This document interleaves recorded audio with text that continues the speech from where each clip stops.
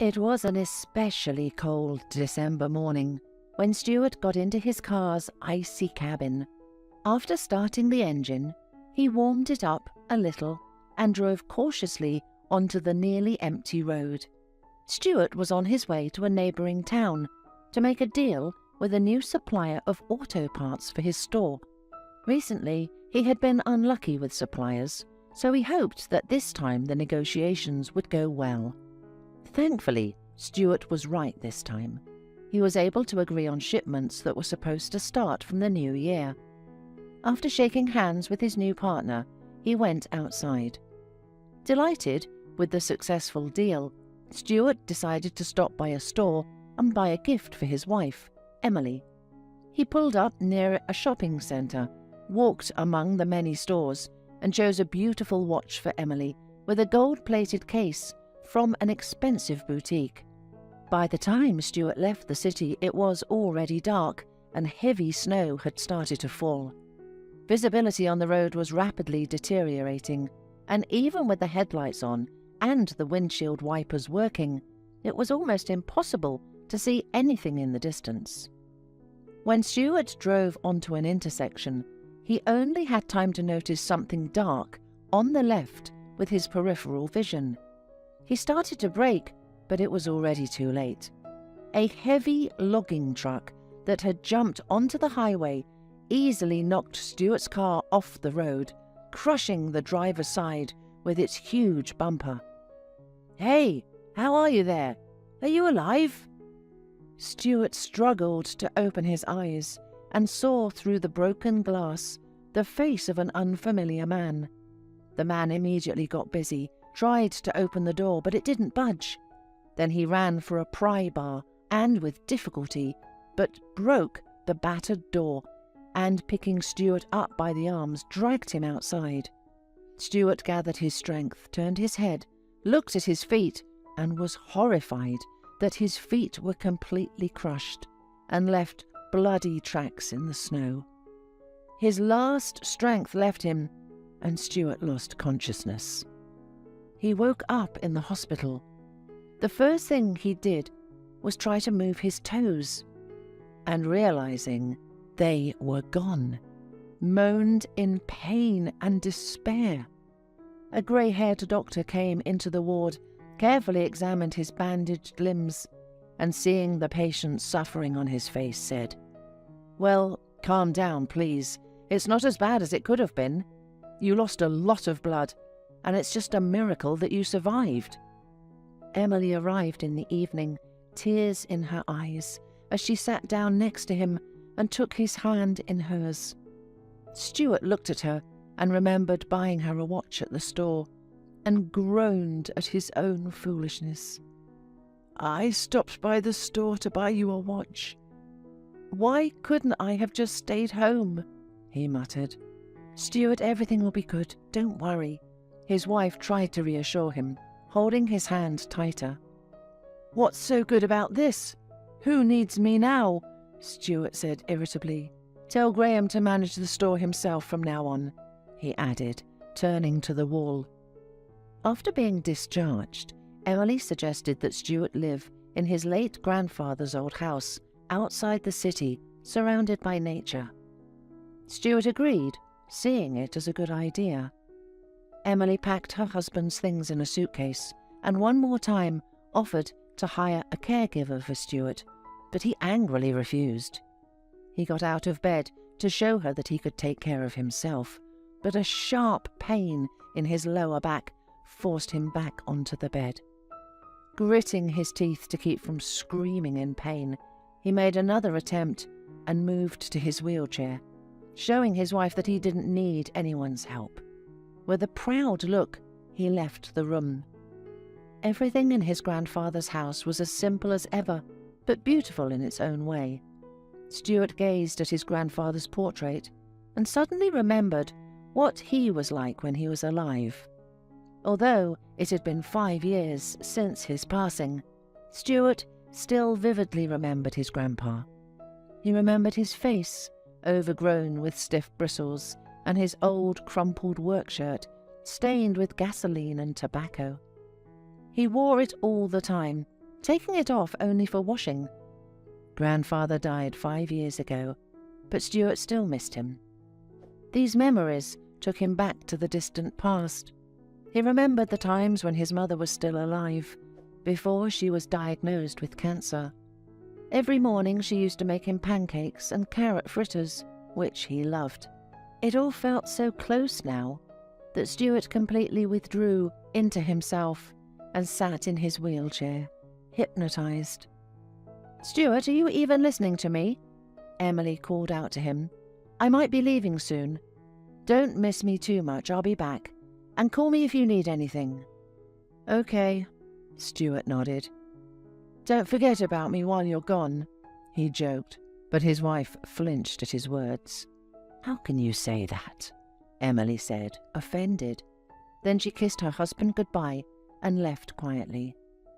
Stuart watched as the heavy door closed behind his wife, and at that moment it seemed to him that he had lost her for the last time.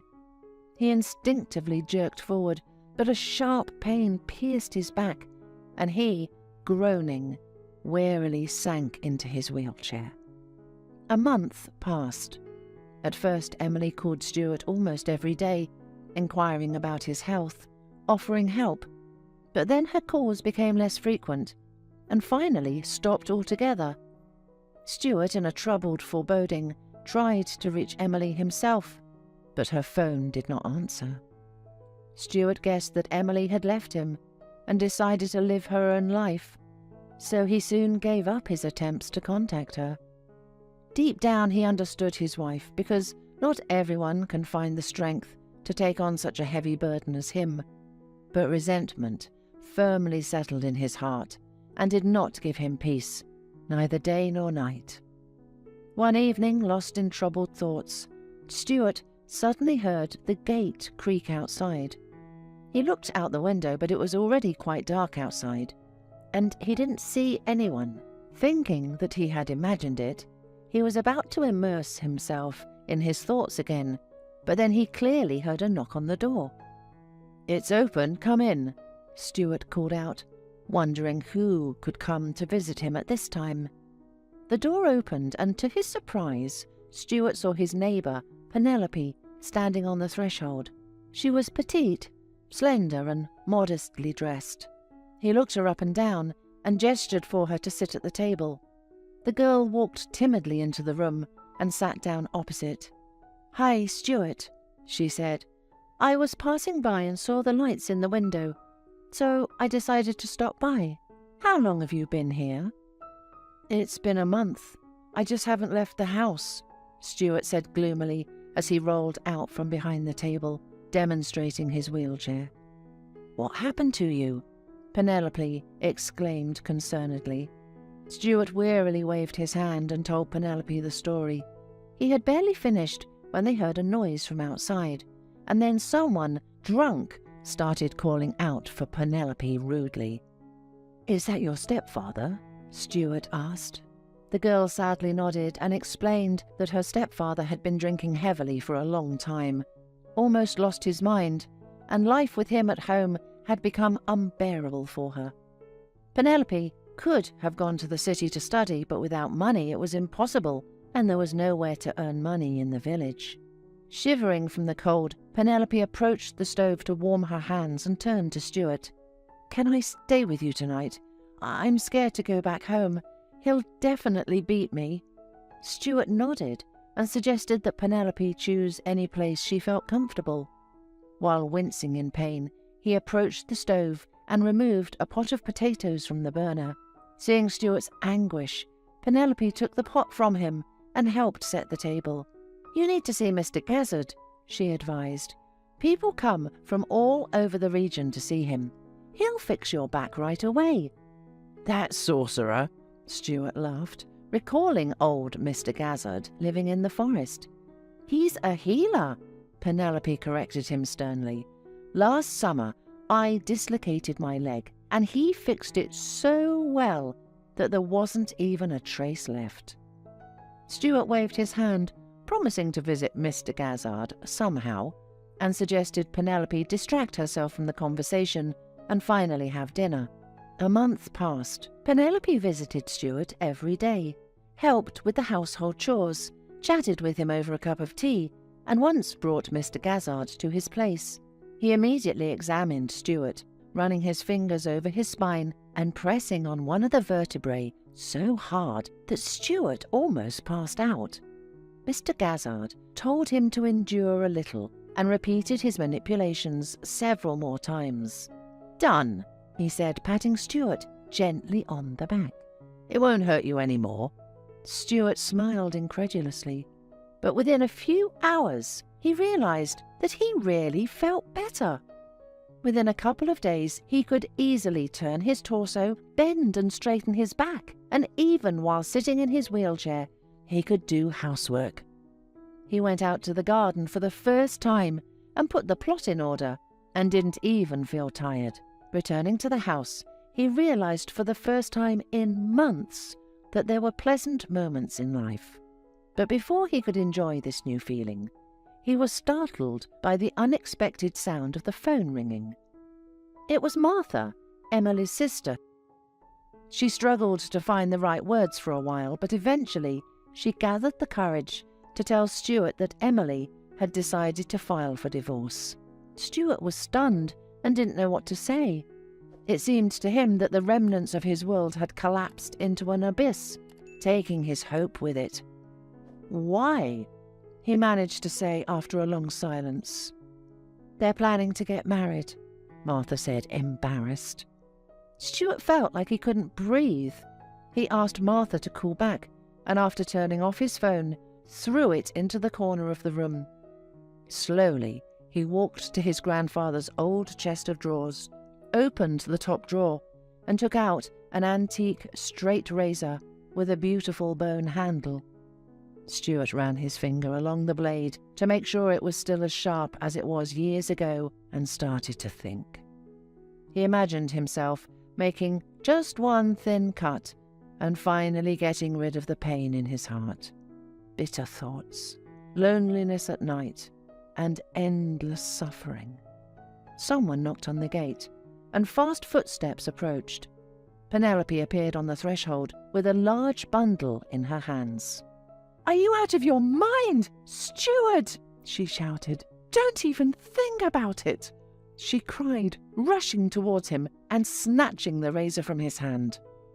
"Why? Why did you want to do that? Everything was so good." "Are you kidding at me? You all say that, but in reality you pity me. What good is it to be without feet and not be able to live my life to the fullest?" he shouted and hit his stumps with all his might. Penelope froze in horror and helplessness, not knowing how to react. Then she suddenly came to her senses and unfolded the bundle she had brought with her. 2 prostheses and crutches fell out onto the floor. "This is what Aunt Helen asked you to deliver," stuttered Penelope, and kneeling down, she attached the prostheses to Stuart's legs. "These are left from her late husband." Penelope helped Stuart to stand up, handed him the crutches, and he, unsteadily moving on his artificial legs, took a few steps. "Well done! See how great it is!" Penelope rejoiced, tenderly observing every movement of Stuart. Stuart walked around the room, took a breather, and approached the girl. "Thank you. It's really not bad at all."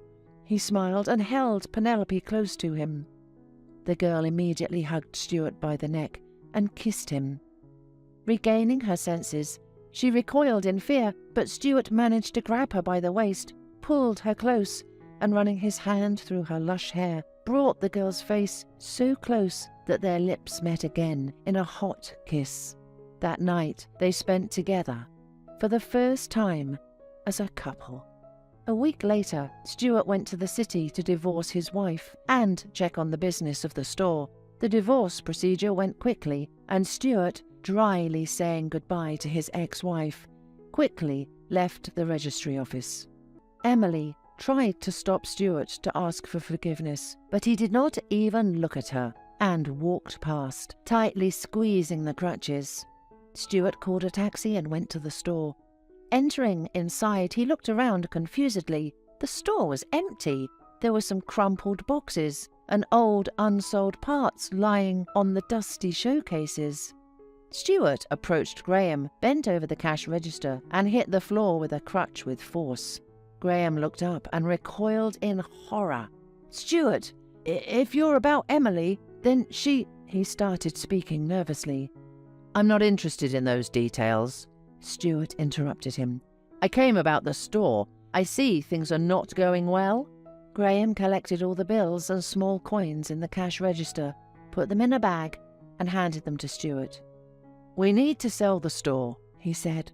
"There are no buyers, no profits, only expenses." "It's not up to you to decide. This is my store, and I will decide what to do with it. And believe me, I can handle this problem." Stuart sharply replied and left the store without saying goodbye. Stuart was sorry for his business. He had put great effort into this store, but there was nowhere to take the money for investing in it. The only solution could be a loan from the bank, but he doubted that he would be approved. At home he shared his doubts with Penelope, and the girl suddenly, as if remembering something, looked at him with wide-open eyes, and then, asking him to wait a little, ran out onto the street towards her house. She returned in a few minutes and handed Stuart a large black key, clearly of antique workmanship, decorated with intricate carving. "Your grandfather asked me shortly before his death to keep this key and give it to you. I often came to see him, and he always talked about you. He also asked to pass on this key is from the chest that is hidden in the basement. I don't even know what could be there." "Well, okay, we'll see tomorrow," Stuart smiled. On the next morning, Stuart took out a flashlight, handed it to Penelope, and ordered her to follow him. In the kitchen, he lifted the heavy lid of the pantry, carefully descended, and as soon as he reached the ground, he shouted to Penelope to also come down. When they turned on the flashlight, the darkness dissipated, and in the corner they saw traces of brickwork. After dismantling the bricks, they pulled out a small iron chest. The key turned with a creak in the hole. A click sounded, and Penelope gingerly lifted the lid off the chest. Inside was a small bag on a string. Stuart took it, untied it, and poured the contents into his palm. Penelope brought the flashlight closer and froze in amazement. On Stuart's palm, the sharp edges of real precious stones glistened and sparkled with different colours. Penelope and Stuart stood, admiring the incredible and mesmerising sight, unable to look away, and everything that was happening seemed like a fairy tale dream to them. Having come to his senses, Stuart chose the biggest ruby from the pile of stones and gave it to Penelope. The girl accepted the gift and began to admire it. "You know, I remembered. My grandfather once told me about his youth. He worked in the mines, but I never thought that he hid his findings and kept them for so many years." Stuart took a final look at the exquisite treasure, neatly folded the stones back into the bag, and smiled contentedly. He felt confident again and hoped that everything would be fine for them now, as he could use the inheritance to get the store out of debt, improve the business, and buy himself the most modern prothesis. "Will you marry me?" he suddenly asked Penelope. "We will sell the stones, leave here, and start a new happy life. Do you agree?"